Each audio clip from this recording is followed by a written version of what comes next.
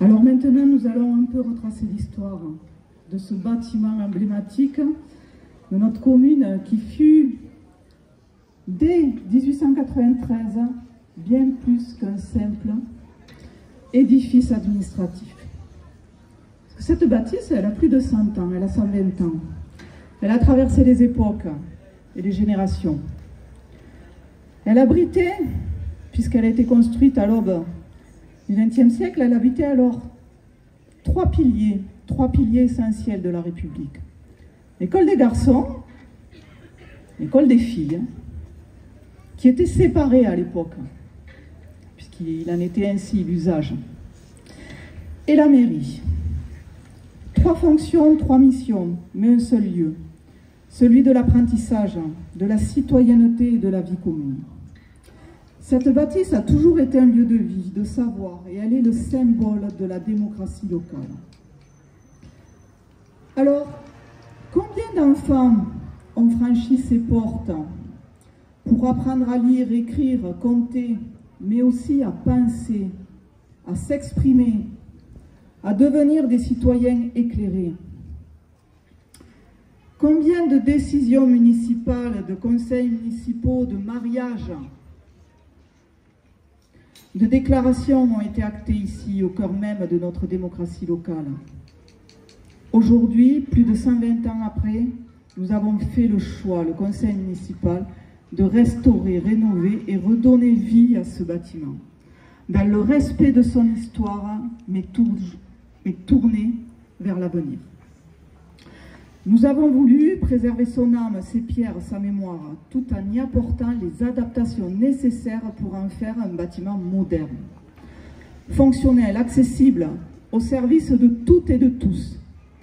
Et quand nous voyons aujourd'hui l'aboutissement de ce projet, le rendu de ce projet, qui a été mené par Jean-Claude Fortier, notre adjoint délégué au projet nouveau, et qui tenait aussi tant à cœur à Daniel Dupuis, qui nous a quittés. Nous pouvons être fiers aujourd'hui de notre hôtel de ville. Le pari est réussi, Madame l'architecte et Monsieur l'architecte. La nouvelle mairie reste aujourd'hui un lieu plus que jamais ouvert à tous, à chacun de vous. Elle reste un lieu d'information pour vous accompagner dans votre quotidien, un lieu de vie, de démocratie, de proximité qui est proche de tous les citoyens. Vous verrez dans l'ancienne école cette cour qui a été végétalisée. Nous avons maintenant créé un patio. Un patio où, bien sûr, chère Estrette Fontaine et chers Estrette Fontaine, vous n'allez pas hésiter à venir vous y poser lorsque la mairie sera ouverte. Vous y trouverez dans ce patio aussi une sculpture de Gabriel Arila, qui est ici, présent, qui est un artiste originaire de Verdun sur Garonne, qui est présent donc avec nous aujourd'hui, pour lequel nous avons eu un coup de cœur. Nous avons eu un coup de cœur lors du Printemps des Arts, en 2024, pour cette sculpture.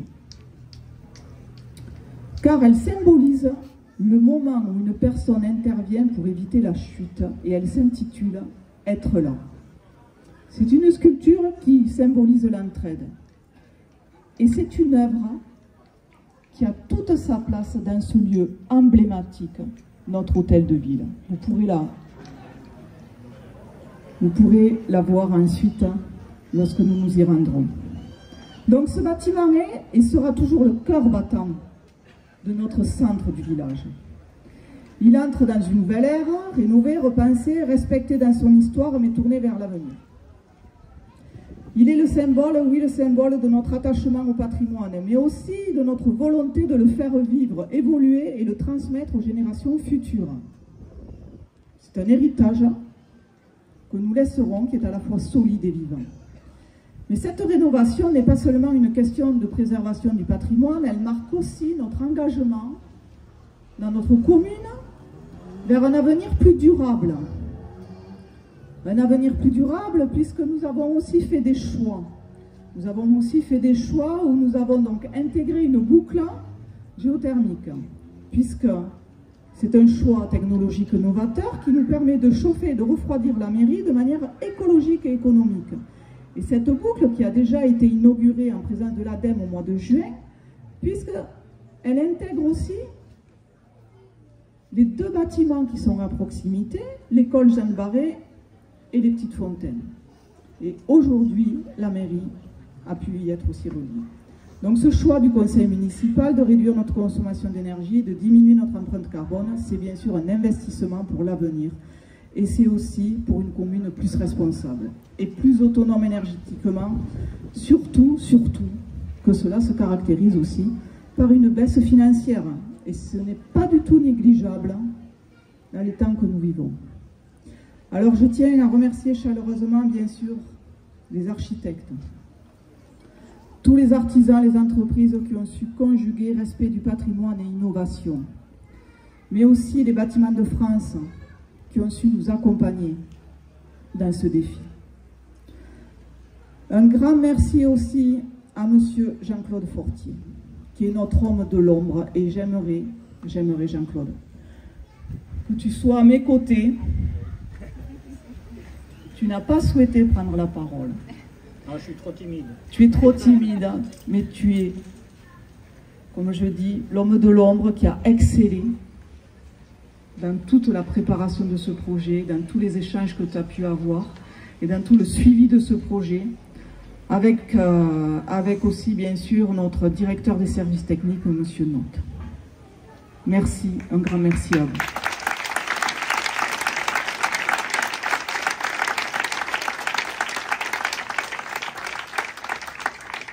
Vous voyez, il est déjà reparti. Hein. Un grand merci aussi aux services municipaux qui ont été mobilisés donc, à chaque étape. Mais aussi, un grand merci à vous, mes partenaires institutionnels, puisque vous nous avez accompagnés dans ce projet ambitieux. Vous nous avez accompagnés financièrement, que ce soit l'État, la région et le département. Merci beaucoup. Et bien sûr, chers Estrettes-Fontaines et Estrettes-Fontains, un grand merci pour votre patience durant les travaux qui ont duré 2 ans, les travaux où il y a eu effectivement des bouleversements. Et donc, un grand merci à vous aussi pour votre confiance. Donc, cette mairie, cet hôtel de ville qui est rénové, qui reste plus que jamais la maison commune, votre maison commune. Elle est aussi l'occasion, cette inauguration, de rendre hommage à tous ceux qui nous ont précédés, à ces maires de Castelnau d'Estrettes-Fonds, à ces instituteurs et institutrices, à ces élèves, à ces familles qui ont façonné l'histoire de ce lieu.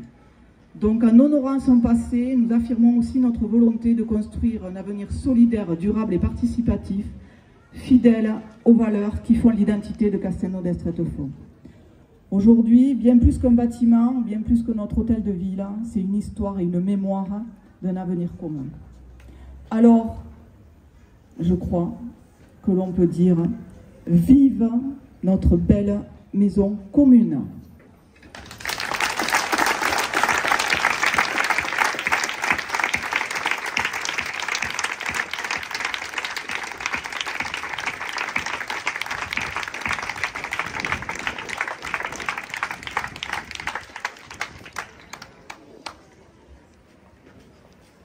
Maintenant,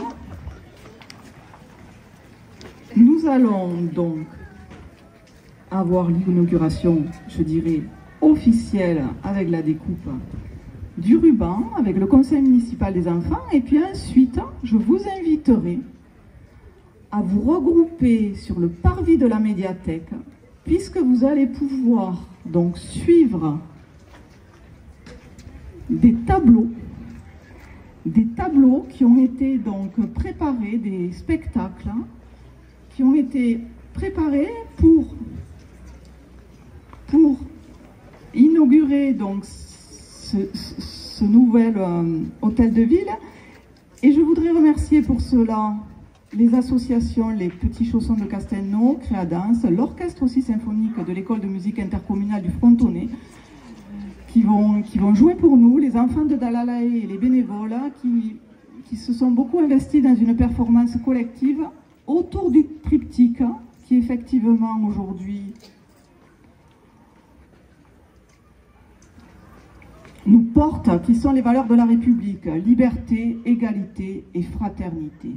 Alors je vous invite à vous rapprocher du parvis de la médiathèque pour pouvoir observer et suivre donc toute cette performance collective.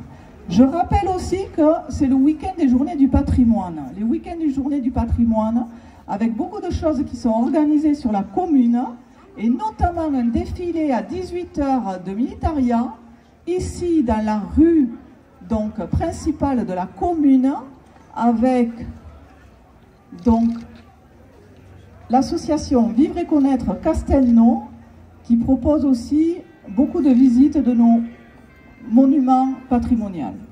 Merci beaucoup à vous. À plus tard.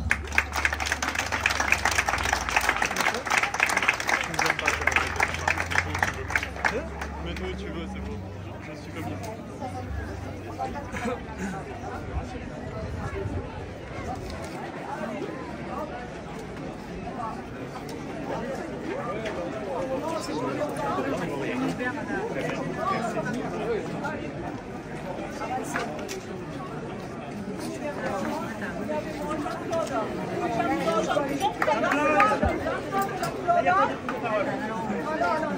Là, il y a la photo. Allez, voilà, monsieur Note. Monsieur Note. Allez.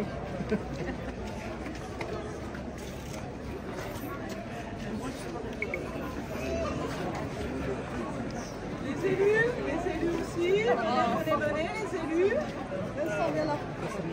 Allez. Je passe. Oh, c'est fou.